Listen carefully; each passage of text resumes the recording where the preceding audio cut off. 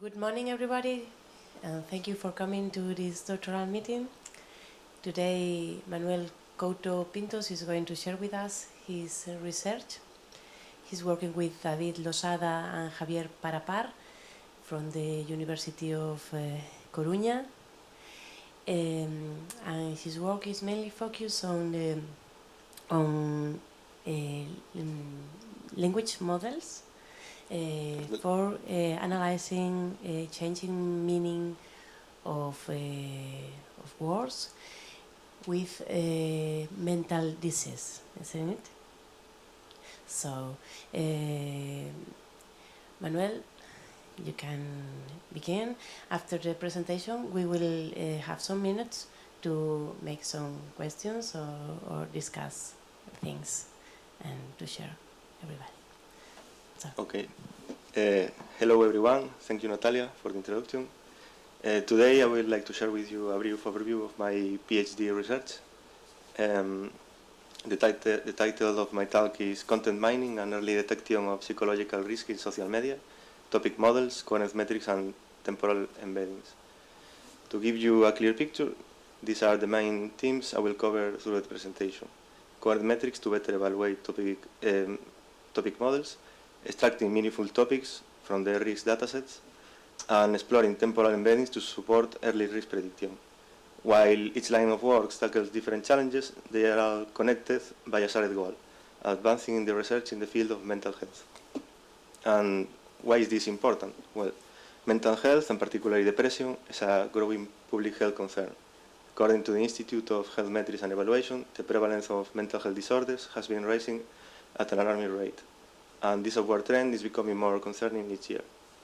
The impact of mental health problems extends far beyond the individuals affected. It places a significant emotional and financial burden on families and communities. In economic terms, the OECD estimates that mental health issues cost society around 4% of global GDP. Also, mental health disorders such as depression do not emerge overnight. Rather, they develop and worsen gradually over time. As symptoms develop, recognizing them early can lead to better treatments and reduce the wider impact. That's why early detection is so important. At the same time, we have seen a sharp increase in social media usage worldwide. Several studies have shown that excessive use of these platforms may be associated with a higher risk of depression and anxiety. But social media can also provide us with valuable data. Platforms like Reddit, for instance, offer a space where users openly discuss their mental health struggles. This makes them a valuable yet challenging resource for research, especially since labeled datasets remain rare and costly to create. A great example is the case of depression-related dataset from the risk. In this case, we knew that some social media users openly state that they have been diagnosed with depression. This information allows us to retrieve their posting histories and use them as reference. Later, as psychologists, review the content and assign labels at user level. This kind of periodic knowledge is a valuable starting point. It tells us who might be at risk, but it doesn't reveal how they experience depression, what it looks like in their day-to-day lives. To go further, we need to mine the content itself, discover what people talk about, what concerns they share, which themes appear, and how they evolve over time. One way to do this is with topic models. These models help to uncover hidden themes by grouping texts that share similar content. Each topic is represented by a set of words known as top words that captures its central idea. In our work, we use topic models to identify the recurring themes in user posts. We focus especially on those that appear more often in users with depression, revealing how their concerns and language differ from those of control users. These insights are valuable. They can inform the construction of better datasets, support early detection efforts, and guide the development of screening methods that reflect how people talk about mental health. But how can we know that the topic discovered by these models are actually meaningful? Well, the standardized way to do this is with coherent metrics. These metrics try to capture how understandable or semantically consistent a topic is from a human perspective. A well-known study, Reading Tea Leaves: How Humans Interpret Topic Models, highlights the importance of human interpretability in this task. Coherent metrics come in two main types. The first are based on word co-occurrence. They check how often a topic top words appear together in a reference corpus. The second use embeddings to measure how semantically related the top words are. Both types have limitations. Most were designed for older probabilistic models and don't always capture what feels coherent to a human reader. Studies like Is Automatic Topic Model Evaluation Broken highlight this issue. They show that automatic metrics often fail to align with human judgments, especially when evaluating topics generated by newer neural topical models. And we observe the same pattern in our experiments. So, building on those concerns, we decided to take a step back and look at the bigger picture. This slide shows a summary of the different coherent metrics proposed in the literature. Co-occurrence-based metrics have been widely studied, and several works evaluate them using common benchmarks. Embedding-based metrics have also been proposed. However, each study tends to use different datasets and evaluation criteria, and as a result, there are no systemic comparison between classical and embedding-based metrics. This lack of consistency motivates us to explore this gap in more detail. For this investigation, we use the topics and annotations provided by Professor Aletras, the creator of the metric MPNY, and our results demonstrated that embedding-based metrics offer greater stability and show a higher correlation with human judgments for the topics we analyze. This highlights a clear opportunity for further advancement in the field of coherent metrics. Now that we have introduced topic models and discussed how we evaluate them, let's turn to how we apply them to our study. We focus on the depression-related collection from the risk. Our goal was to uncover the most preeminent topics in each group and understand how their concerns, language, and focus differ. To do so, we compare three topic modeling approaches: LDA, a classic probabilistic model; VERTOPIC, which combines embedding with clustering; and TopClues, a model designed for interpretable topic discovery using latent spaces. For each method, we generated 50 topics, and we then evaluate these topics using 4 coherent metrics: MPNY, UMass, CV, and UCY. However, since coherent metrics don't always align with how humans interpret topics, we also conducted a human evaluation. Participants used the interface shown here to assess each topic in 3 dimensions: the coherence of the top words, the coherence of the most representative documents, and the consistency between both. The results, in terms of human judgments, set VERTOPIC as the winner. It achieves the highest score across all 3 dimensions. TopClues does well on top words, but performs worse on document and global coherence. LDA scores lower in all 3 aspects. In terms of automatic coherent metrics, the results are more mixed. Some metrics favor VERTOPIC, others give higher scores to LDA, and TopClues usually ranks lower across the board. This variation reflects the problems we mentioned earlier. Overall, the correlation between human ratings and metric scores was weak. Only MPNY showed a clear positive alignment with human judgments. For that reason, we select VERTOPIC and MPNY as reference for the next part of the study. The low correlation and lack of consistency among automatic metrics raise concerns about the actual quality of the generated topics. So we turn our attention to the alignment or misalignment between the human evaluation and automatic metrics. We wanted to understand whether the discrepancies were and why they occurred. To explore this, we started by generating the following visualization. At the top of the graph, you can see the MPNY scores for each topic. The color scale reflects the level of agreement or disagreement between the metrics and the humans. Blue indicates agreement, red indicates disagreement. At the bottom, you can see the mean scores assigned by the human reviewers to the 3 evaluated items. And also, in the x-axis, we asked Llama 3 to assign a descriptive name to each topic based on its top words. 2 topics show a particularly high discrepancy: time management app and mental health struggles. While coherent metrics put the attention on how representative the top words are, we care more about whether the topic meaningfully group related documents. When looking at time management app, we agreed with the human evaluators considering a coherent topic. In the case of mental health struggles, the top words were generic and hard to interpret, but the documents were clearly centered around the same theme, so we still consider it a useful topic. Overall, our interpretation is that humans assigned good coherent scores to most of the topics, and when there was a disagreement with the metric, it was usually due to difference in the top words rather than a failure to group documents around a clear coherent theme. This gave us confidence that the generated topics were of enough quality to continue with the analysis. Then we move on to analyze how these topics are distributed between the depressed and the control group. We were especially interested in identifying which topics are most associated with users suffering from depression. but it's important to look at this from different angles: the percentage, the total number of users, and text. Taking this in account, let me highlight a few takeaways from this visualization. Vocal lessons has a high proportion of the preset users, but it involves only about 10 people, so its impact is limited. In contrast, mental health struggles and self-harm clearly stands out. They involve a large number of the preset users, and they are closely tied to depression. And not only the proportion of the preset users is high, but the proportion of text they produce is even more striking. Online dating, sexual dreams, and gender identity also follow a similar pattern. These topics are thematically related and show a considerable percent of users with depression. And again, the proportion of text coming from these users is even more pronounced. Like the previous topics, weight loss journey follow a similar pattern. Our interpretation is that when the preset users discuss these topics, they tend to do so more frequently and with greater emotional intensity. While control users mention them as well, their references are typically more casual or passing away.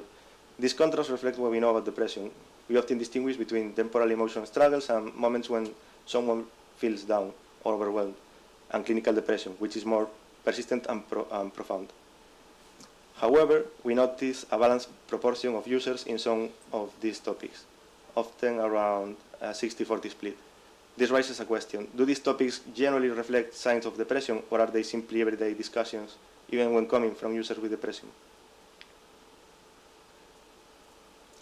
To explore this, we use Llama 3 again, asking it to respond to the BDI2 questionnaire. We ask it to generate scores for each questionnaire item to the text in the topics. This allows us to measure how closely the topics are linked to depression. Looking at the results in the box plot, the topics we highlighted earlier, such as mental health struggles, self-harm, weight loss journey, among others, show high scores. This means they are likely to contain text that align with depression-related symptoms. We also notice moderate scores in a few other topics, and many outliers with high values. This is interesting because even topics that didn't seem directly related to depression, like matrix equation problems or Christian faith, show signs of depression-related content in some texts. It's important to know that if a text score is higher than 3 or 6, depending on the item, the LLM will indicate that the document is a possible symptom of depression. This helps us to identify not only which topics contain a considerable proportion of depressed users, but also which ones are truly related to depression. Let's see an example. In the topic weight loss journey, it's not directly linked to a mental health issue, but Llama 3 flagged several texts with high BDI scores, suggesting hidden mental health concerns. Let's see a couple of examples of those texts. Here we see a woman who has been struggling with anorexia for the past 8 years. She shares that the illness has cost her friendships, her social life, and has caused her physical harm. She also questions whether the recovery is truly worth it and expresses deep emotional distress. In another example, a user shares how hurtful comments from her partner damaged her self-confidence, making it difficult for her to be intimate and leading to a generally negative outlook. These examples show different levels of emotional impact. The first post appeared to come from someone in an advanced stage of clinical depression, while the second seems to reflect an early stage or maybe a temporal period of emotional struggle. Of course, we are not clinical experts, but these cases show the potential of this data to support deeper analysis by professionals in psychology or mental health research. That's why we are releasing the topics and annotations from this study, and we hope that they can be useful for future work. So far, we have concentrated our efforts on understanding what people talk about. Now we turn our attention to identify the early signs of depression. This led us to the task of early detection, where timing plays a key role. One idea we explore is that the way people use language can change as their mental health declines. These changes are often subtle, but they might carry important signals. To capture this, we use temporal language models. Those tools are designed to track how word meaning evolves over time. We experimented with 2 models from this family, 2EG, which is based on word2vec, and DCWE, which is based on BERT. We use them to generate specialized features called deltas, and these features capture how the meaning of each word shifts over time. In essence, they allow us to trace how language evolves. Next, we use these temporal features to train a variety of classifiers. We tested both algorithmic models as well as neural network models. And although this approach was originally developed for depression detection, it proved to be generic enough to be applied to other mental health conditions, including anorexia, gambling, and self-harm. The models performed competitively across multiple tasks, consistently outperformed the average result of other risk participants, and even achieving top ranking scores in some metrics. For instance, we obtained the SRD5 score in 2017 depression task. Also, the performance in 2023 gambling dataset was particularly strong in terms of F1. However, there are clear performance differences across datasets.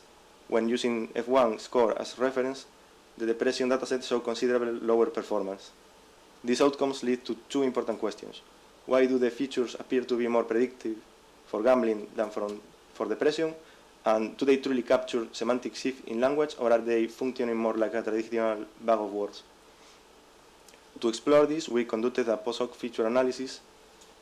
On this slide, we present the ranking of the most correlated words with the positive class and in both train and test sets.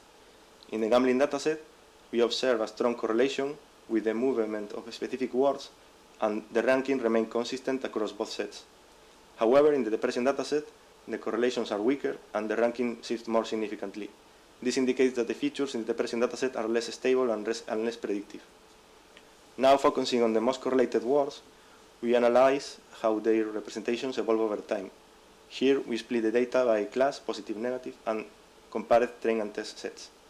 In gambling, the movement of words show a clear, consistent difference between classes and across both sets. For depression, the difference is still there, but less pronounced and more unstable. Also, to ensure that we are capturing the true semantic evolution, we measure movement only when words were actually present. This means that for each word, we calculate its average value at each time point, using only non-zero values, which reflects temporal dynamics rather than used word frequency.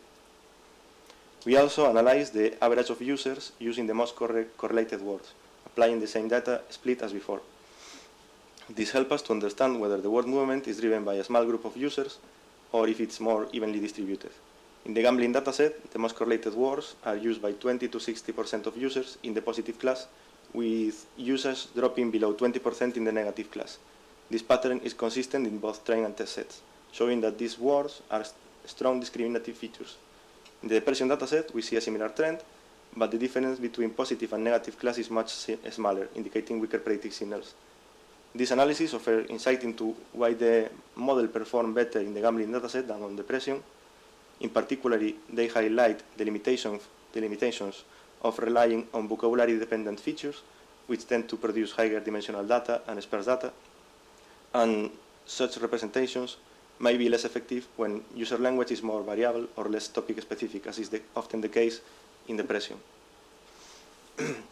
To wrap up, I would like to highlight 3 key takeaways. First, discovering new knowledge from the data is valuable in itself. What we learn can guide the creation of newer datasets, also inspire better strategies for early detection and better screening methods. Second, we have seen that coherence metrics still have a long way to go. Many of them were developed for older models and may not reflect the quality of newer neural topical models, and there is a clear need for update. And finally, temporal information is often overlooked, but it can be a powerful signal, especially in tasks where early detection is crucial. And that's all for now. Thank you for your attention.